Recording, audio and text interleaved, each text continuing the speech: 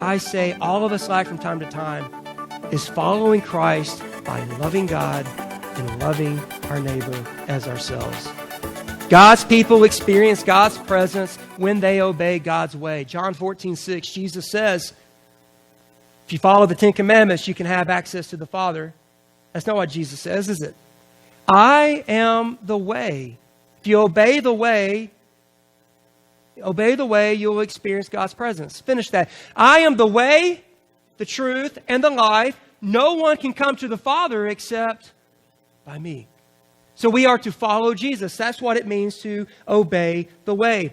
This isn't a concept that I've come up with. Even John, in 1 John chapter 3, John was a disciple of Jesus. He was an eyewitness of Jesus. He saw Jesus after he was raised. And he says this in 1 John chapter 3, verse 23. And this is his, what's that word? Thank you for playing along. Lets me know that you're alert. And this is his commandment. We're talking about the Ten Commandments. Well, now that we're towards the end of the Bible, it's commandment.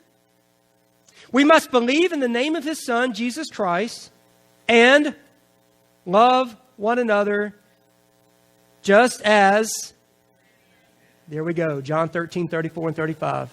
People will know that you are my disciples if you have love for one another. Those who obey God's commandments, notice this language. If I say God's people experience God's presence when they obey God's way, notice this part. Those who obey God's commandments, what's that word?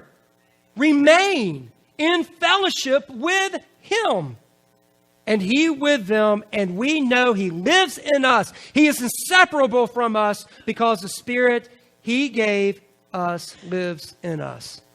There's power in love. I can't explain how it happens or why it happens. It just happens. That's the way it is in God's economy.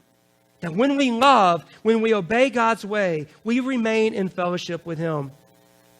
A movement was started in 2005 by, you might remember this, with a judge there in Roy Moore in Alabama. But this whole movement started in 2005 by Christian organizations to set up 100 monuments or displays of the Ten Commandments within that year.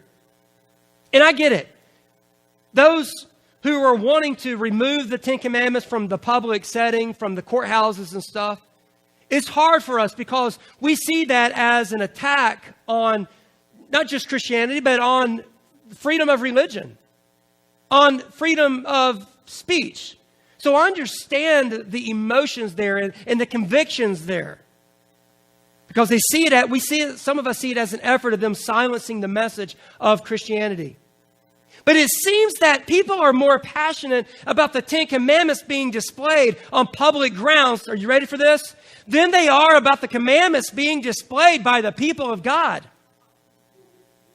The world doesn't need another replica of the Ten Commandments. The Ten Commandments will not be what changes the world. Christ is who changes the world. Yes, give him praise. The world needs to see the living God through his people. We live out the Ten Commandments by loving God and loving our neighbor as ourselves. So when we obey God's way, not only do we experience God's presence, but the world experiences God's presence. If you're like me, there are many areas I need to work on with loving God and loving my neighbor as myself. And when we know the purpose behind loving God and loving others, that it's because we can then have fellowship with God. He remains in us and us in him. Yes, Jesus instructs us to love others, to love God, to follow after him. But there's something great here.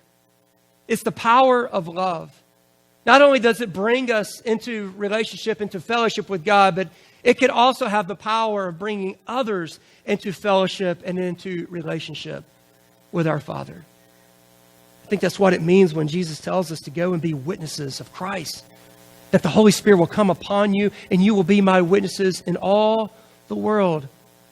How are we to be his witnesses? It goes back to John 13:34 and 35. People will know that you are my disciples. People will know that you are my followers if you have love for one another. So without a shadow of a doubt, God is committed to this relationship.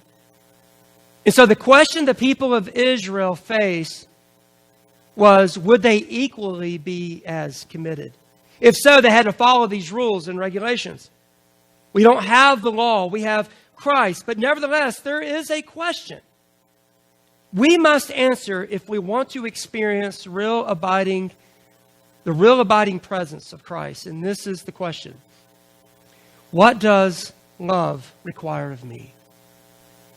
Not what does the Ten Commandments require of me. If you get this question right, you'll get the Ten Commandments right. If you get this question right, you get all the laws and the prophets right. What does love require of me? Because by answering that question, we answer the question, what does it look like to follow Jesus? So here's some examples. Your mom tells you you can go to the movies with your friends, but you absolutely mustn't watch the new rated R movie that everyone is talking about and your friends are wanting to see it. Your friends try to persuade you, but you remember your mom's command, you better not go watch that movie. Who do you honor? Your mom or your friends? What does love say there? What does love say you ought to do? Hey, youth, what does love say you ought to do? How about, I will honor my mom. I will love my mom more than I love myself, more than I love these friends. I will honor my mother and my father. Here's another one. You hear from others how one of your supposed friends has been gossiping about you and your family. You try to brush it off, but the reports just keep coming. You go and confront him. He's ashamed and apologizes. What do? Forgive him? What happens if he doesn't apologize? He just blows it off. Forgive him. Why? Has God forgiven us? Let God be the righteous judge, not us. Here's one more. A lady who's recovering from surgery is prescribed pain meds to cope with the pain. After time, she recovers, but still is taking the meds because she has become reliant on them. She reasons, it's my body. I do it in private. It doesn't affect anyone else. What does love require of her?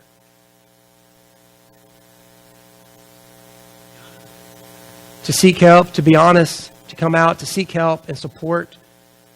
Because even though it might be affecting just her body, it affects so many others around her. Her kids, her spouse, those in her circle that love her and want to see her succeed. The list could go on and on. I mean, about even relationships, intimate relationships before marriage. You know, I know in our culture, and I'm just going to speak briefly to this. I know in our culture, we're like, well, you need to test drive it before you buy it, right? I mean, we hear that kind of language all the time. And guys, some of y'all might be too young for this. Probably not in our culture. You need to hear this. But it's not just teenagers. It's all the way up for us, men and women, singles. We might slough it off as no big deal about intimate, premarital intimacy. But what does love require?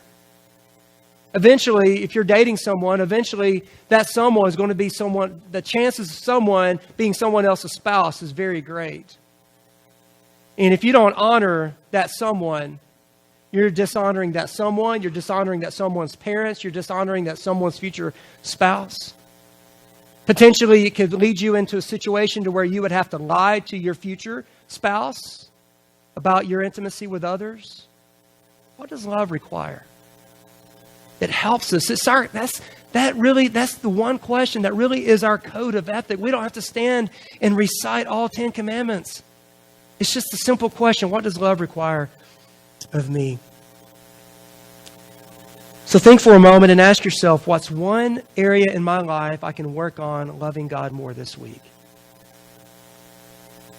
Now, know the difference between loving the idea of loving God, but it's actually loving God that requires action. So maybe it's simply committing to being intentional on spending more quality time with Him, whether it's in silence, might be reading the Bible, or talking to God through prayer. Maybe it's working on that nagging temptation to sin, and instead of giving into that temptation, you love God by trusting His way. And what's one area in my life, I can work on loving my neighbor as myself. Exercising more patience with your spouse or with your kids. Doing a thoughtful deed for someone. Showing care for someone in need. Because it's when we love, do we then experience what it means to be children of God. God's people experience God's presence